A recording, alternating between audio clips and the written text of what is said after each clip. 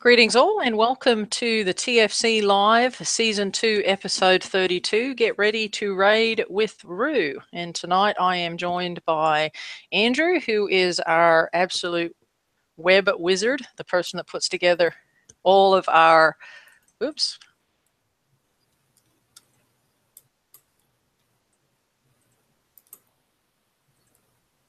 So what happened to the oops? I apologize for that. That was an oops. I'm joined by Andrew, our web wizard, who takes care of all of our website information. He also puts together all of the prize lists for us, as well as the spreadsheet, as well as Brian. Welcome, guys. Hello. How's it going?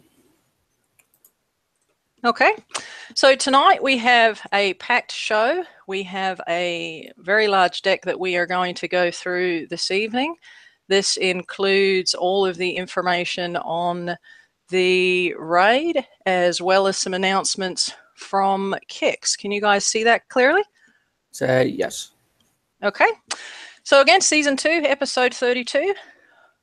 This release, we have some complexity reduction notes that we're going to be going through, as well as today's release notes. We're going to talk about the Lost Continent and the upcoming raid. We're going to look at the targets and point payouts, uranium, the main prize list, looking at the unlock store and the lock store. And then we're going to take a look at the new hull, the Rage hull, as well as Reina's hull, and then the Cadius hull.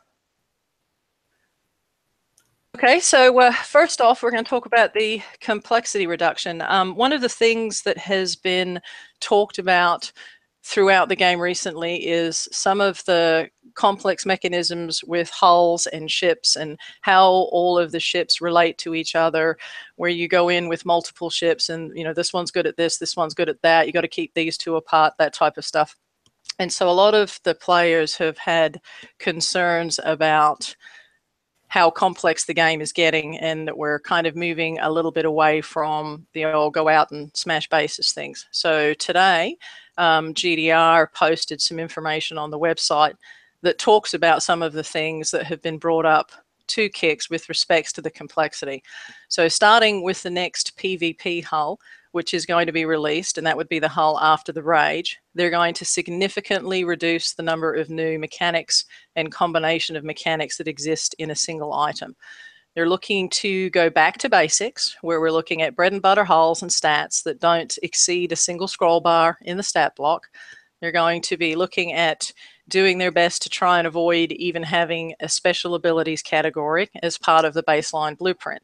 This will apply for hulls, weapons, specials, and turrets. That being said, they're looking to push out the remaining 7 deadly sin hulls to 2018. They believe that the design of those hulls, as they add interesting and new mechanics, but they're taking a step back to avoid overloading the players any further. As a result, these mechanically heavy hulls will become the exception and not the norm. And so basically they're looking at taking a step back, stepping away from some of these 700 stat ships, and where we've got multiple lines of stats and multiple interactive stats within a hull. And so we're hopefully going to step back and kind of go back to the old fleets where you can group a bunch of fleets and then go in there and hit bases. So any thoughts on that, Brian?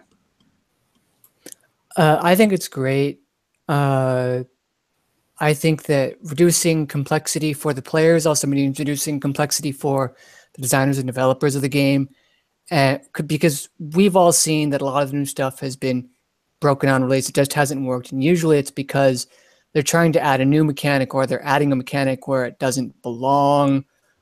And, 6-year-old Flash game, bunch of spaghetti things go wrong. And the fewer new things that you introduce, the more likely it is to be released smoothly. In addition, it's going to help the players because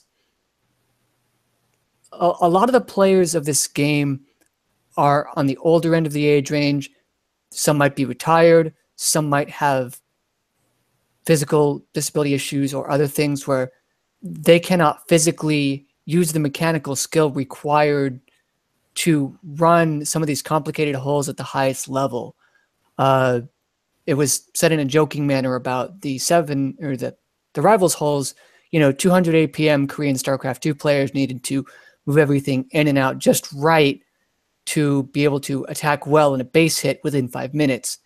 And some people just can't do that, and you're kind of sectioning them off from PvP somewhat unnecessarily. There are holes that can make things a little easier. There are macros and things, but those have to be downloaded through a third-party application and might not always work perfectly. Just making things easier makes it better for everybody. The game is complex enough. I think the game was too complex for a while, and them dialing it back, especially in an area that should be their main moneymaker. Good idea. Let's see how it turns out. Yep, a lot of positive feedback from what I've seen so far on the forums and on a couple of the pages. Any comments, Andrew? Well, I think it's a good idea. Because at the moment, so obviously the complex of each hole, and you need to have, up to me, I think you need some sort of kind of degree in order to decipher all the different types of mechanics on each hole, on how they're going to be combined with another hole that's got other 20 billion stats. So taking it back to the beginning, to the minimalistic sort of amount of stats, you no longer need to be a mathematical genius to understand each hole and how to equip it with the weapon that's going to boost the hole's performance to kill the target with the precise measures that you're looking for. So I reckon that's probably one of the best things this year that they've decided that they're going to bring out. Yep. So yeah, a positive thing. Hopefully it will help players to kind of get back into the swing of things and going out and hitting bases. And as much as I like my little spreadsheets, I'm kind of happy to hear they don't have to have one for all of the multiple hulls. Hi, TSM. Okay. Moving on to the release notes this week, bringing in the Lost Continent event from Thursday the 10th through until Monday the 14th.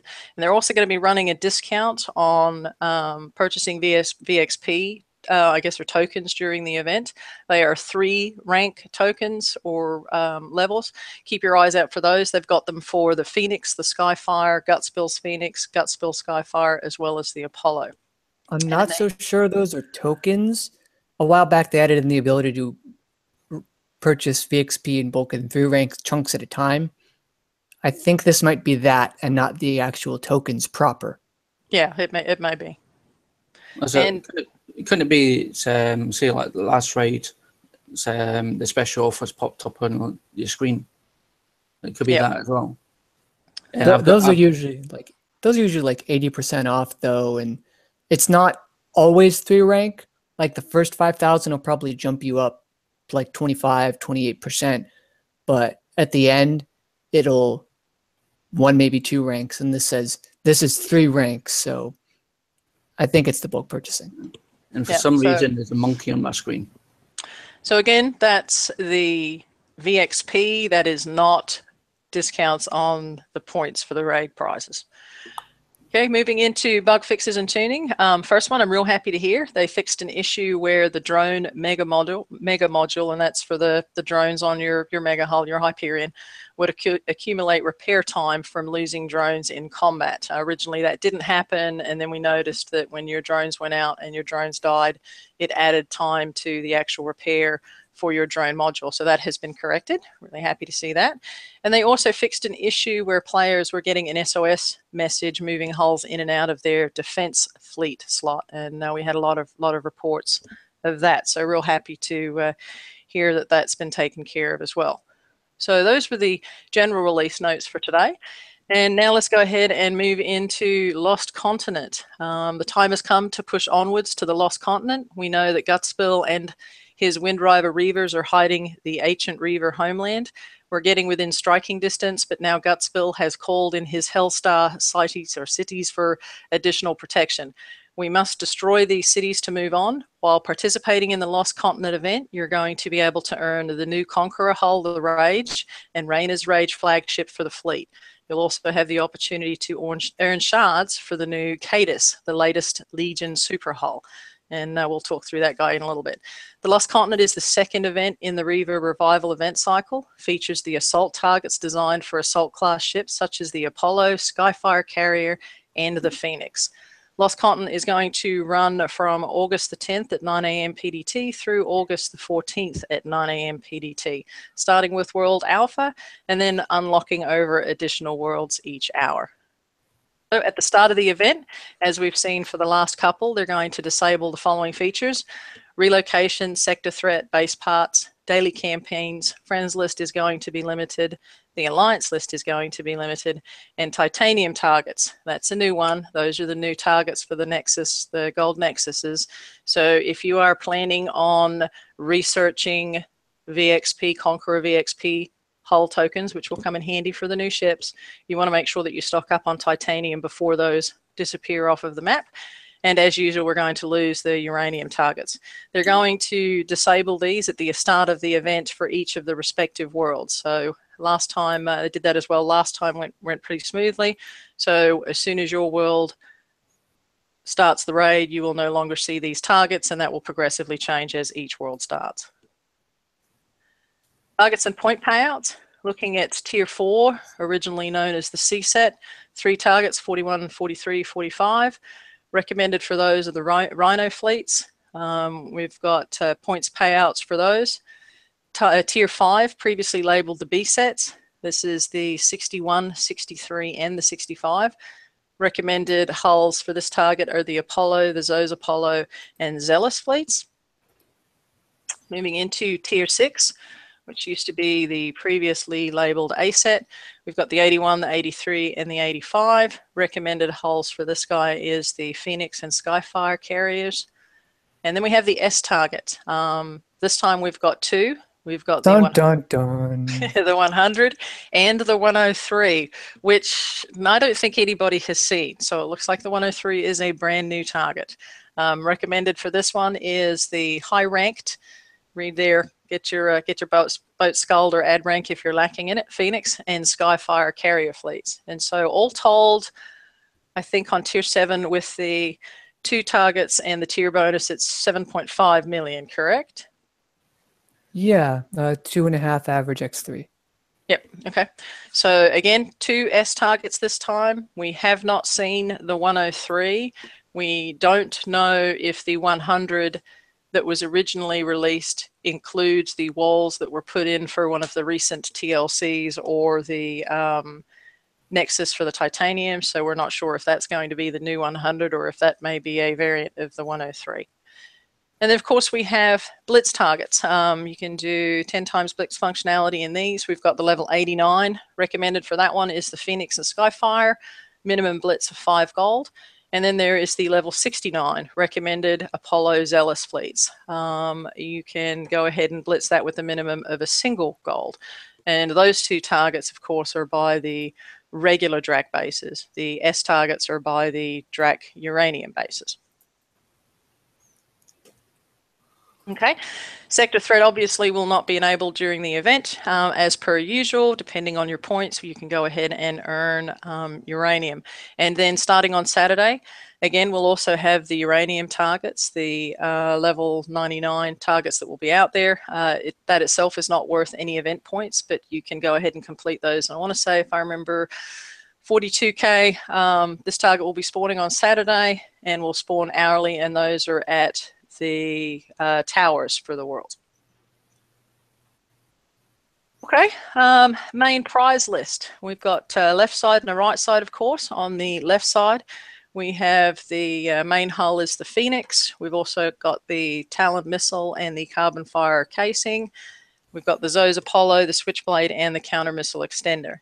And then on the right side, we have the new toys. We've got the Rage, the Radon Slinger, and the Radon Breeder, as well as the Spite, the Scoria Missile, and the Advanced Guidance System. That Advanced Guidance System is a really good special for a missile hull. Any comments on any of those, Brian or Andrew? I don't like the mental image that Radon Breeder provides me. That's such his life. Can they lower the build time on the Zoes, please? Just do it. Yep. Yeah, just do it. Yeah, It's over a year old. The Apollos are given to everyone for free, and a lot of the tuning for these targets asks that players have that, but that's their whole month for one ship, basically. yes, and especially if they are not at the highest tier or prize pool, tier pool, whatever they call it, on the FM, and they're not getting all of the tokens. So that's a good point. So yes, Kix, if we can look at a couple of the old flagship hulls, it would be nice to go ahead and get some reductions on those. So okay. Somebody was just gone for the Rage Radion, the Slinger and the Breeder. That's 40 million raid points, which is 5.3 tier 7 targets. Yep. And that's the rub, is if you don't have the Phoenix and you don't have the Skyfire, then you're obviously going to have to choose between the two. Although it is nice that they reduced the PvE prizes down. Now it's 30 total, which is what a lot of players were used to. I'm not sure if that's a plan going forward or if that's because it's the second month of this cycle. But it's been, the last couple of cycles have been like that. The second time around, the hull has dropped down. They dropped the Cannoneer and they dropped the they dropped a couple of them. So hopefully they'll keep that moving forward. Because if you remember the first one, I think one of them was behind the Retribution or something, and then dropped way down the next raid. Okay, moving on to the unlocked store. We've got our ship tokens. Does not look like we've increased in any of those numerically in the amount that we can get. They've also included the Zealous COM Prime for 4 million, and then we've got some specialized ship tokens. We've got the Apollo, Rhino, and the Skyfire Carrier, which I'm kind of shaking my head at as to why we've got the Phoenix in the raid as a prize, but we've got Skyfire tokens. And we just had the Skyfire TLC, which in fact I think is still going on. So not sure on that one, but if people need them, they can go ahead and get them if they just finish the TLC and they're working on getting their hulls built.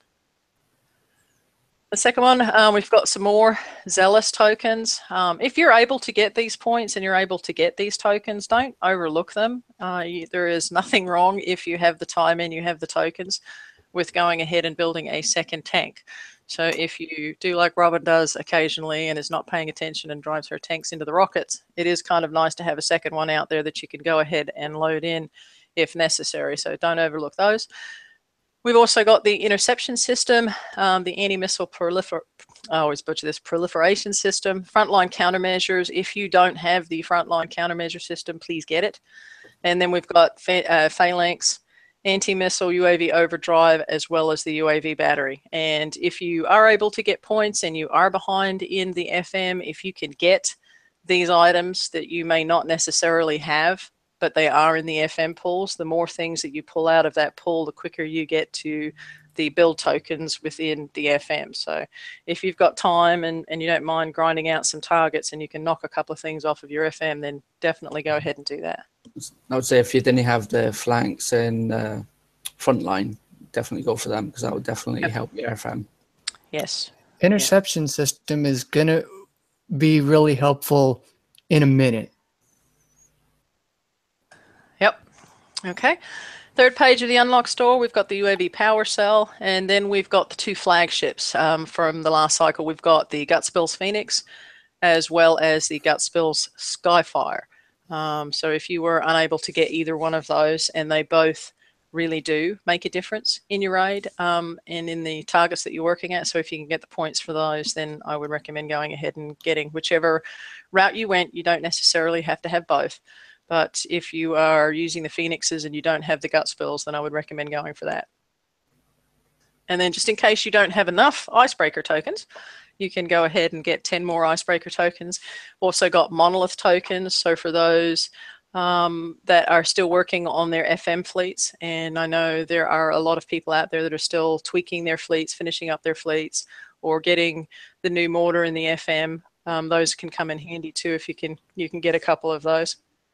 And then we have icebreaker and monolith VXP tokens. And I want to say large, that's the 25,000 one, right? Small was like 1,000, medium was 5, And then the large was 25? Yeah, it's either 1.525 or 1.6.5 and 30. That's it. Yeah, it's either one of those two. Okay, so VXP tokens, if you can go ahead and get those as well. Okay, then we've got the time limited redeems. We've got the Zinthonite D5 ST. Not exactly sure why we still have that in there, but they're available if you want them. And then Agility System 4, you're also allowed to get 5 of those. And has this gone up again, or is that just my memory? It's gone down. It was 4.5 last time. I'll tell you in a sec. Yeah, I want to say though, originally, wasn't it like 2 million? No, that's every whole store raid. It's really cheap, and every other raid, it's like 4.5. Okay. Okay. D5 ST was 3 million.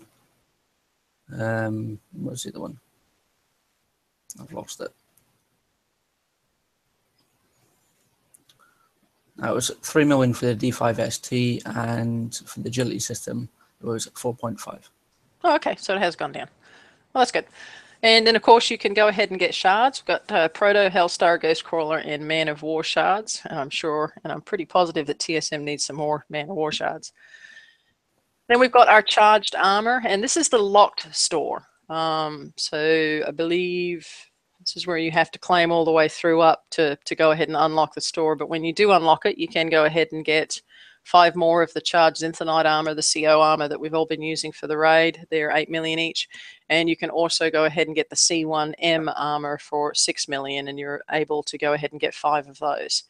And then we've got the flagship, Reina's Rage, which is 40 million. And then there is the new Cades shard. And we'll touch on the Cades in a minute, but you can also get 25 packs of these shards for 7.5 million each. And I think that was like, what, 187 million, I think it was. Yep, for 187.5 million, you can own half of a super hole.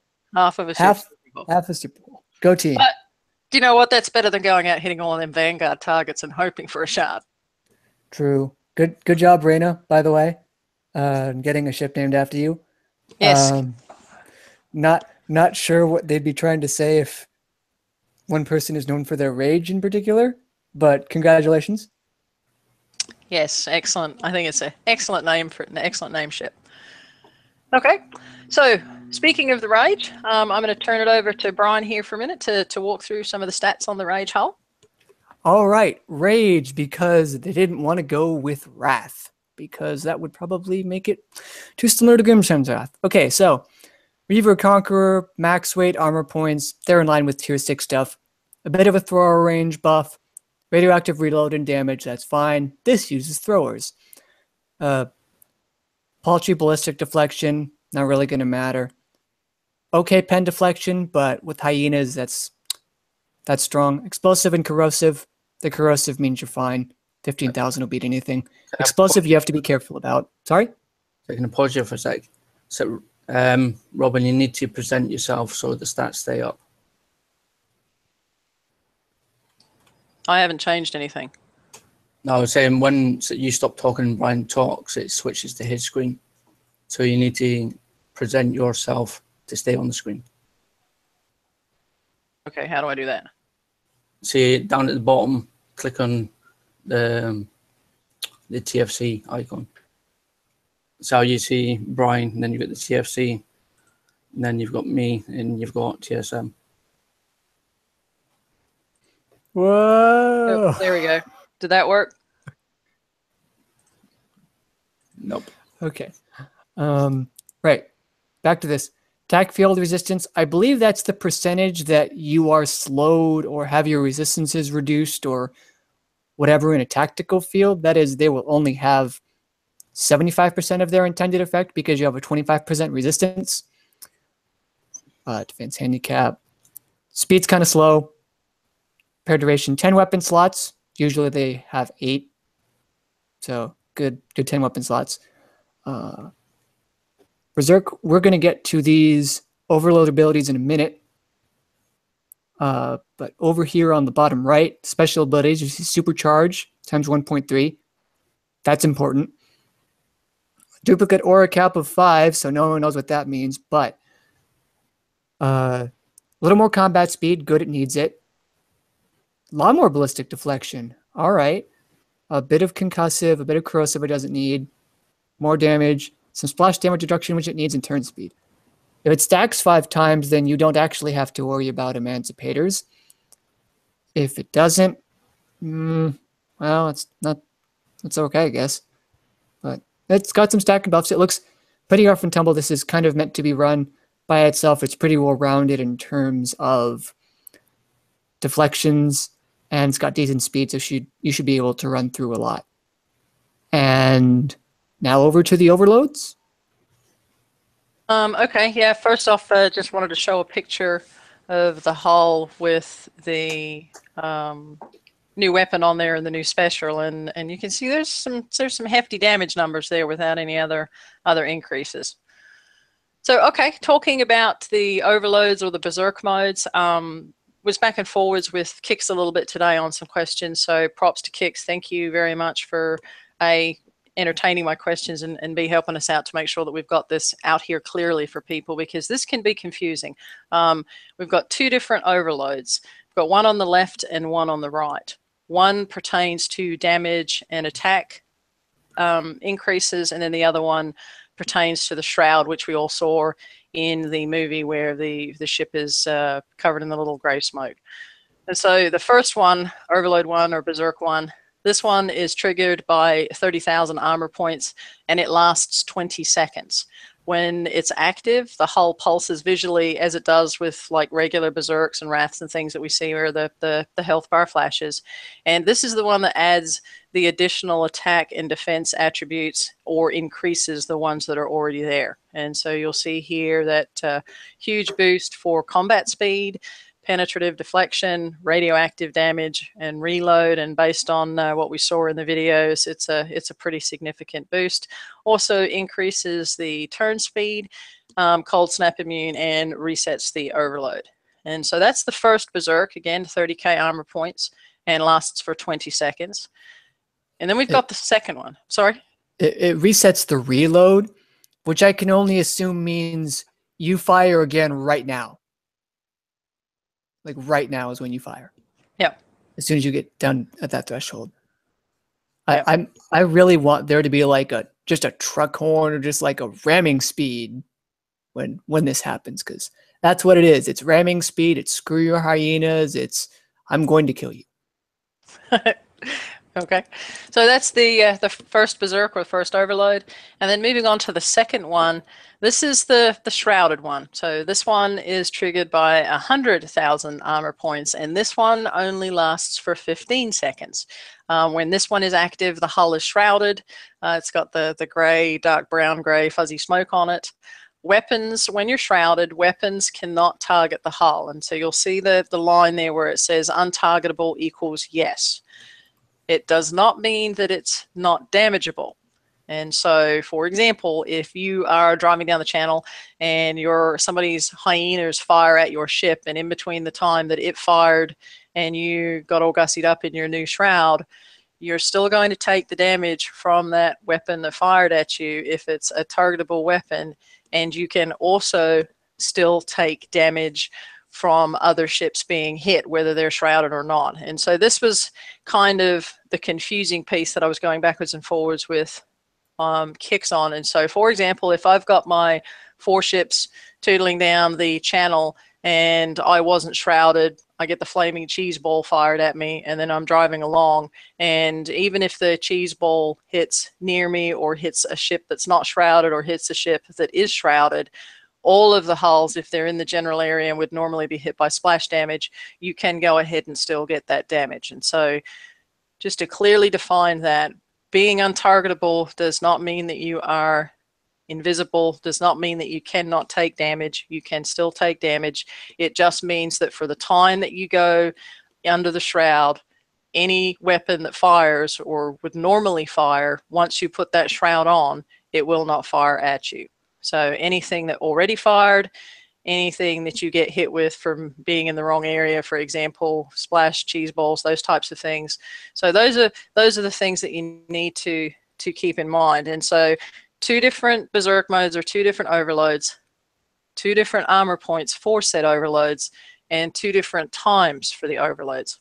And so here was a screenshot that we were able to snag from one of the videos that was out there, and you'll see here there are 4 hulls in here, and you can see that the first and the 4th hull are pulsing. They're kind of in that regular overload with the defensive buffs and the added attack buffs, but all of the ships are shrouded. And so you can be a combination of both. You can have some ships that are in the first overload, some that are not. You can have all of the ships that are shrouded.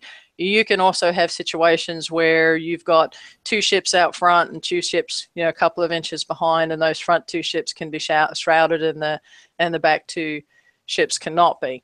So it's not an all or none, and you can have various combinations in that shroud. And just note that when the hulls are stacked, it's actually somewhat difficult to see visually if you have one of the ships that is not shrouded. So your fleet may look like it's all shrouded, but you may actually have one in there that is not, and that one that is not shrouded may get nailed by a weapon. And so just understand that you may see your damage go down. It's not necessarily because it's not working correctly. It may be because one of your ships is not shrouded. So any points on that, Brian? No, it looks pretty simple. Just be careful. If there might be some interesting timing strats that maybe there's some niche strategy where you'd want to take an extra hit or 2 to get yourself into shrouded mode.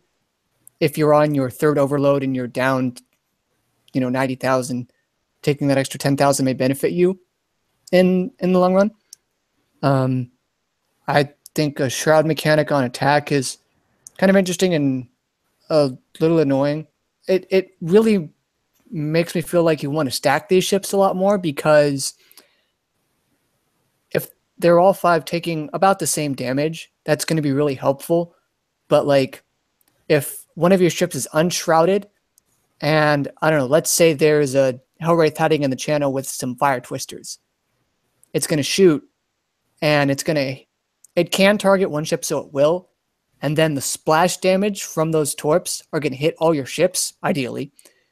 And that's going to cause a lot more damage. So on attack, you're going to need to be mindful of your shrouds and try to manage those as best you can. But I think it's interesting without being too complicated, which is, I know they said they were going forward, but it doesn't seem to be too complex on the outset. And there's a lot of room for good strategies as best you can.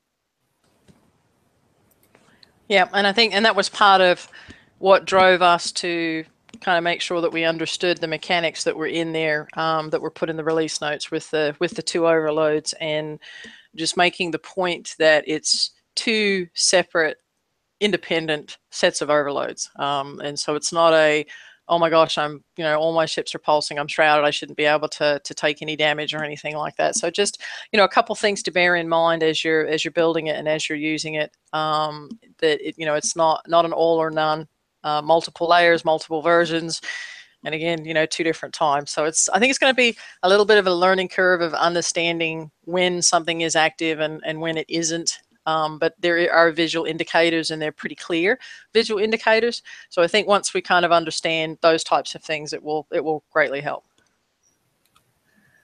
Okay, moving now on to Reina's Rage. I will turn it over to you, Brian. All right. Most flagships look similar to the fleet they are intended to lead. This one has even more radioactive damage because get dead faster.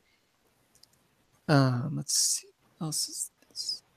It's got a lot more health. It's got 187,500 health. Thankfully, the same repair duration. Looks to be about the same. This and that. And where is it? It's at the very, very bottom right. You might not be able to see it on the actual screen, but below the Resonance Trigger Cold Snap Immune, there's number of targets 4. Transfer amount 1,000 armor points. Every 2.5 seconds, efficiency and threshold. So it It's a reconstruction matrix, like you'd find with the Gluttony or with the Gut Spills Sky Fire Carrier. This will heal, and it can heal up to 4 at a time, any other rages that are below 85% health. And it won't go 1,000 to 1,000. It'll go to 95%. So I take 1,000 for me and heal 950 onto you. It's not perfect. But the thing is, we learned with the Skyfire Carrier that that's considered taking damage to give it overload. And it could potentially get another overload trigger where you might not have had one, because this is 187,000 points, and it could spread out another 30,000 to each of your 4 ships while itself gaining overload. One of the things I'd be concerned about with that, though, is if this is hurting itself all the time and going into overload, it's going to shoot ahead of the rest of your fleet. So that doesn't seem ideal, let's say. But it's tougher. It's got a healing thing. It's got more damage. It looks fine. It's just going to be interesting to see how it plays out with the other ships in practice when you have so many different armor values and you're juggling back and forth, and there's targeted versus splash and all that sort of thing. Yep, and this kind of ties into that complexity where hopefully we'll see a reduction, because the days of having just Andrew getting a single screenshot on the right hand side, we've got 1, 2, 3, 4 of them now. Just for this one hull. And so it's gonna be interesting. Is this one that you kind of hold back a little bit? Is it one that you charge out front and use it to protect the fleet? So yeah, it's going to be interesting on how it all comes together. Okay, so moving on to the Cadus or Cadius. This is the new, I guess, super hull. This is, I believe, the Legion assault class hull. This one's kind of interesting. It possesses 4 swarms of drones. The first swarm of drones will spawn at the beginning of the battle. These ones intercept penetrative or corrosive damage until they're destroyed. And it will spawn these drones slowly as they get destroyed, which costs some of the health from the Cades. The Cadus will continue spawning these assault drones until it reaches 75% health. Okay, so the first set of drones will continue to spawn. They'll take care of any penetrative or corrosive. Once it gets to 75% health, now it's going to spawn a completely new set of drones, and these will intercept concussive and explosive damage. This again repeats at 50 and 25, intercepting ballistic, radioactive, and explosive and penetrative. So from what I read of this, we've got 4 different sets of drones that will spawn to a certain health point, and then a different set of drones will go ahead and spawn and handle the other damages. Repairing these drones does not add to the repair time for the hull, which is good, because the repair time is, it's interesting because it says here 10 hours on here. Is Andrew, you still with us? Well, the base repair duration is 10 hours, but the repair modifier is 400%. Ah, there it is. Okay. Like it is for all of these. So yes, that's actually 40 hours. And therefore, if you did not armor this up at all, every one of these rotations is 10 hours. So well, the drones don't add to the repair time for the hull, though. Yeah, but for the first quarter of your health bar, you're getting assault immunity, basically. And then you're getting skirmish immunity. And then 1 day 12 hours smearbled armored, says TSM. All right, game, let's go take a look. Well, armored, no, because there's reductions. There's repair specialist, the officer, and then there's repair reduction for R&D. So 10 hours at 400% should be 40 hours. Yeah, I want to say when I looked, and I think actually here it is on the second screen. I should have just gone down. 1 hour and 1 day, 16 hours for the bare hull as it is in the screenshot that we have. So actually 40 hours. Yeah, so that's spicy. That's a healthy repair time. Is that more than the Man of War or less than the Man of War? How much armor did you put on it? It's actually That's an interesting thought because, okay, well now I'm doing the repair efficiency because that's my life. Times 60 minutes times 60 seconds. Oh, what the actual hell? Okay. No, I'm doing it wrong. While you're looking at your numbers, because when it reaches percent health thresholds, it switches. So that means if you put armor on your hull, you're increasing the repair time, but it's diluting the repair efficiency massively, to be sure. But you're also extending the amount of time you're in these specific invulnerability states, meaning you're going to have assault protection for longer, and then the protections last longer, and I'm sure that will dilute the repair efficiency mass because the repair efficiency is awful. But I'm sorry, you were saying. No, that's all right. I was just, I looked this up before the show because I was trying to figure out A, how to pronounce it, and B, what this word meant. And the definition of this is actually interesting because the definition of CADIS is assassination, blood, gore, feuding, murder, slaughter, massacre, slain, victims. So I thought that was rather an apt definition of the hull that's out there because it's a beast. There's a lot of damage that's out there, an awful lot of weapon hulls. I think somebody in my alliance was playing with it earlier today and put some scatters on there and not UAVs, and I think it was something like 33 or 34 day build or something like that. So it's not something that you're going to build overnight. You put scatters on this? I see air and countermeasure. They were just playing around in the shipyard, so I don't know. Okay, well, but, I'm getting a repair efficiency of 4 on this, where the normal is 0.8. So yeah, you're probably going to want those armors to dilute that repair efficiency. I actually might recommend Reaver bulkheads for this because you're in your protection durations for longer. The drones that make you. I've used like 5 different words to describe them. What day is it?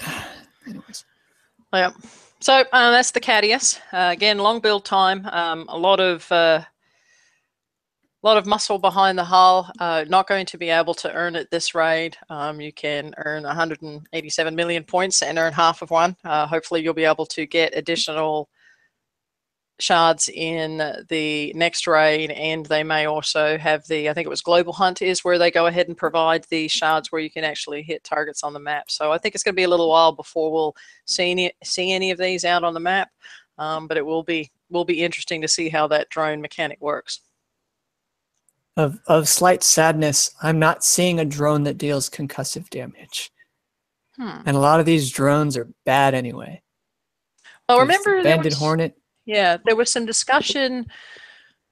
I'm trying to remember where now. There was some discussion about some additional weapons and specials coming out for the Phoenix and for the Skyfire. Somewhere along the lines, I think there was some discussion about what we thought was going to be coming up in the FM and maybe a new UAV or that type of thing. So we may actually see new drones or new UAVs that might actually deal these things. But they'd still only be penetrating. And while the defenses on this hull are suited to every raid type in turn, I guess maybe you could make this as a frontline tank and just have God knows what in the back shooting with guns. I don't know. Like you have this up front taking for its specific class.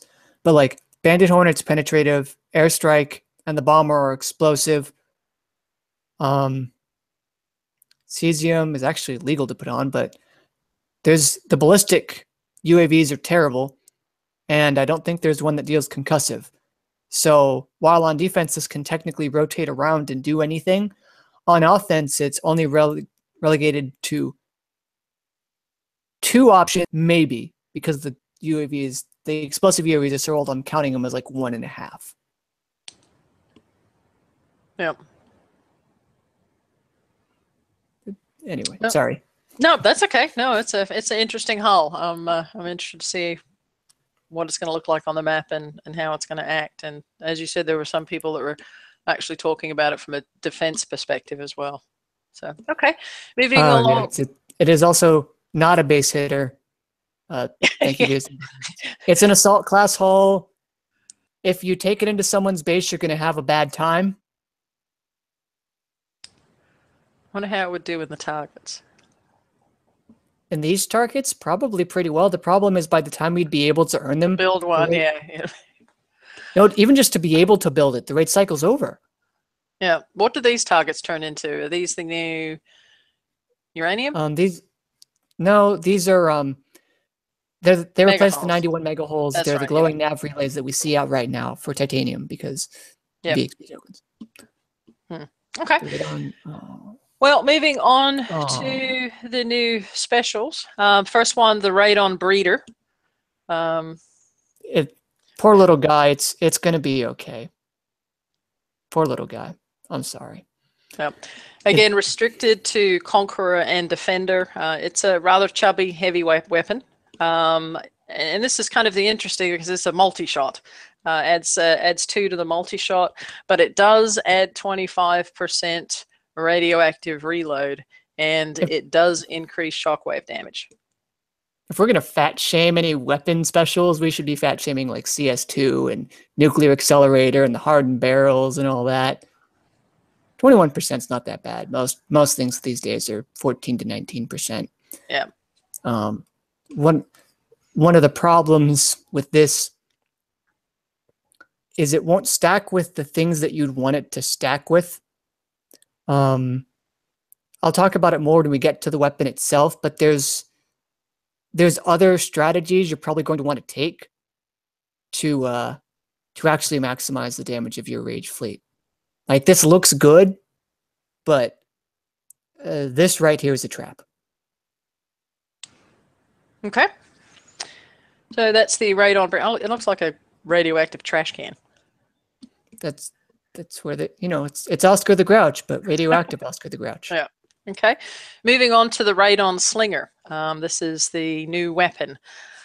This one's interesting. Again, Conqueror and Defender only. It is a thrower. 425 tons, has a little bit of splash, range of 88, some pretty impressive damage, but a slow reload time. And so this is the first time, I believe, that we've had some kind of multi-shot radioactive weapon. Is that correct? Cyclone launcher. Cyclone launcher. First time. Okay. It's the first time we've had a thrower with multi-shot. It's not a stream like you see your Palladium throwers on your Harlock Alpha do. It's not a stream. The Cepha throwers, it shouldn't be at any rate. This should be like a scattergun, but radioactive. And also, Jesus, that damage. Yes. You might not think it's good now, but you will. Hey, you did some numbers earlier on the shockwave. Do you want to share that? Oh, my numbers were wrong. I didn't see the one. I don't know how the orange. Yeah, clearly. Oh, it wasn't on air. It doesn't count. Well, okay. No, I admitted I was wrong in the chat because I totally screwed it up.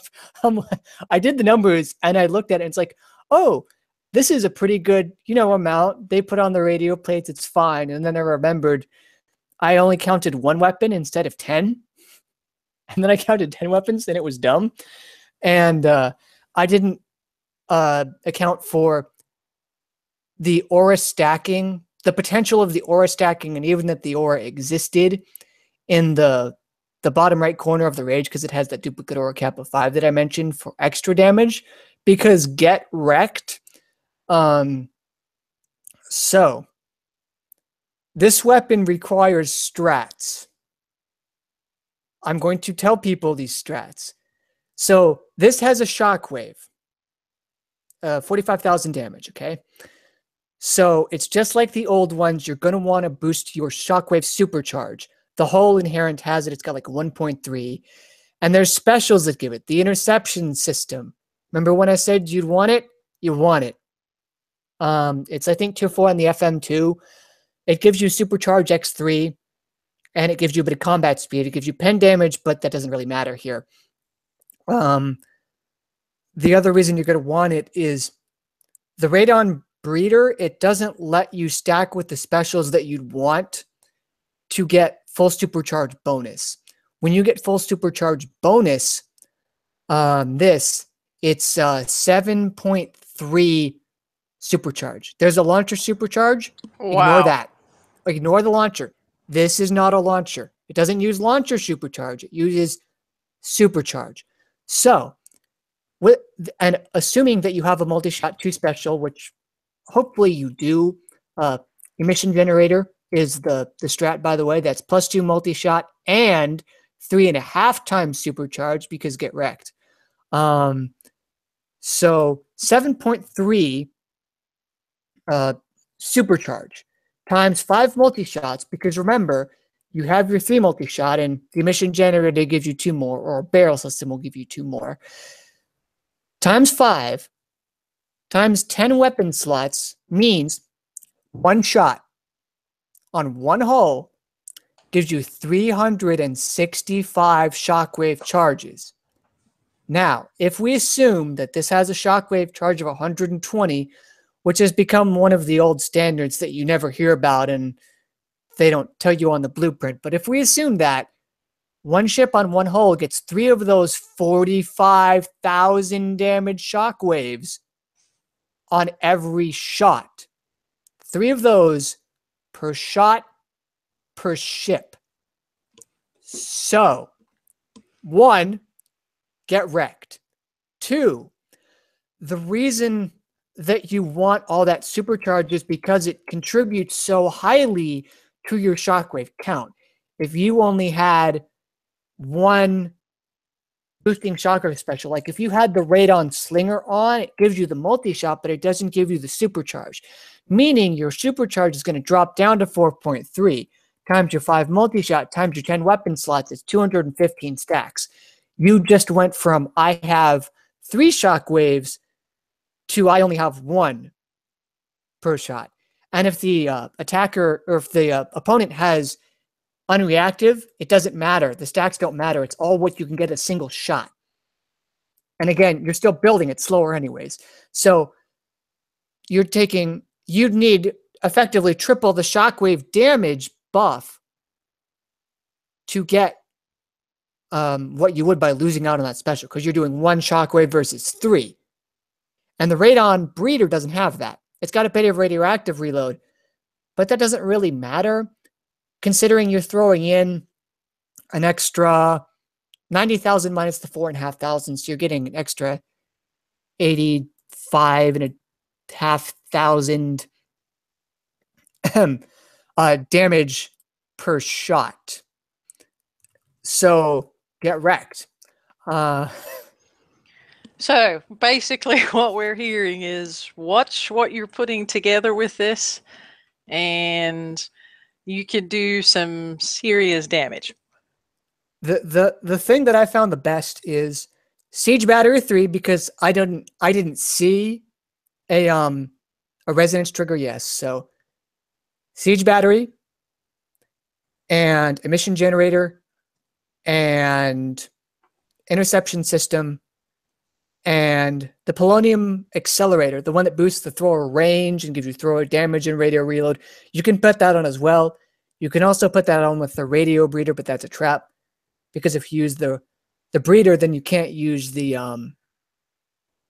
Emission Generator. And the Emission Generator, again, gives you so much more power in terms of the actual shockwaves contributed. And then you use your Speed System 5 and your favorite agility. And that's what I've been able to come up with after like 30 minutes of just messing around with it. But that's what I've found so far. And that's for one ship. Yeah, I was playing around in the shipyard earlier today after they loaded it, and I was like, oh, I can put this and I can put that, and it was like, nope, can't do that. And I was like, okay, well then, how about this route? So, yeah, there's some interesting things in there with respects to marrying it up with some things, and don't just only put this and think of this from an offensive perspective. You can also think of this from a defensive perspective. So take a look at the holes that you have in your defense, and take a look at some of the stats on some of said holes, and take a look at where maybe that weapon might be a good counter to an attacking ship with this weapon. So don't just like itself. Yep, and as somebody already posted in chat, the HAB and a couple of others that are out there. So yeah, it's I'm refitting that. I'm going to refit that a little bit. And I was like, can we already start so I can go ahead and put this through tokens? I need them tokens so I can go ahead and add this. So yeah, there's a lot of options for this weapon. A lot of we'll work on a lot of hulls. A lot of the conqueror hulls that are out there. So don't just think it's limited to the attacking fleet, and you could actually probably, if you wanted to, pop one of the rages in your defense fleet that would also help out with respects to attacking stuff. And, so and this has oh sorry go ahead. No, go ahead. And this has splash on it too, so it doesn't like it'll target it. One, it means it's a dumbfire weapon, so if the opponent's moving fast enough you can't kill it. Splash damage reduction matters. I'm not sure if the shockwave damage is coded as splash damage, but I have a feeling it is because it happens in an area. It doesn't have a splash stat, but I don't know, but I think it is. And this keeps people honest. If you don't have a rad plate and you take your whole fleet of rages and you run it up mid, and you get hit by one salvo from a fully loaded rage on defense, you're dead. If you don't have a radio plate, you're dead. And that's accounting for a 50% splash damage reduction. I think your Reina's rage would survive with a little bit of health because it has so much higher base health, but it dies to itself. So that happened. Yep. Okay, so lots of new content. Obviously we have the raid coming up, and I just wanted to and see if I can do this properly now without messing up. And my apologies for the technical difficulties for the folks with the screen sharing. But let's see if this works. You should see here. Does that show the calculator? Yeah. Cool. Okay. Andrew, of course, has worked his magic with the raid calculator. It will be out on the Forsaken Council website here soon. Again, as usual, he's got all of the tiers in here. It's based on your base level. You go ahead and input what level your base is, and it automatically figures out how many of each set you will need. He has included all of the new ships, and he has included the stats for the new ships and the new weapons and specials as well. So that will be out on the website here relatively soon. So you'll be able to download that, as well as we have a couple of other spreadsheets that are out there that some of our players have put together. And we will also be running the regular thread on the TFC page. We've got a new target, so we're obviously expecting some new videos for the second 103S target that's out there. So if you do happen to make a video, and if you do, we thank you in advance, go ahead and post that on the thread that we have. And that way we can go ahead and have kind of a one-stop spot where we can keep all of those videos together, as well as allow for Andrew to go ahead and put those on the raid help page. And of course, speaking of the raid help page, or as I kind of have coined, the raid crack page, make sure that you take the time to share that with your alliance mates. It includes all of the videos from past and present. It includes the builds. It includes the target information, as well as the stuff that you, the players, have provided with us as well. So keep an eye out for that. We'll go ahead and post a link to that for the raid thread that goes up on the page as soon as the raid starts. Just be careful, because crack is whack. Also, breaking news. Thank you to Jeff. The Reina's Rage gives a resonance trigger to the ships in the fleet. So if you want to use a res cap for even more radioactive damage, you can. Just make sure you have the flag in there, because I don't see... I'm looking through the blueprints again, and I saw it. I see where the res trigger was. I missed it on the actual slide, but I see it in the Reina's Rage. I don't see it in the normal Rage. So be careful. Make sure you've got the flagship if you want to use the res cap. Otherwise, you siege battery. Yep. So with that, just a reminder, go ahead and stock up on titanium and uranium if you are going to need those throughout the raid, you want to make sure that all that stuff is taken care of. If you're going to bounce into a different sector, make sure you take care of that. We'll have everything out on the page, including the calculators. And, you know, a big thank you to Kix for posting the information on making things just a little bit simpler for us. And also a thank you to GDR for his patience today with all of the questions on the hull. So with that, I think we'll go ahead and end it here. Thank you all on chat. Appreciate you attending. And we'll go ahead and post a link to the show forthwith. Thank you all very much. Good night, everybody. Night.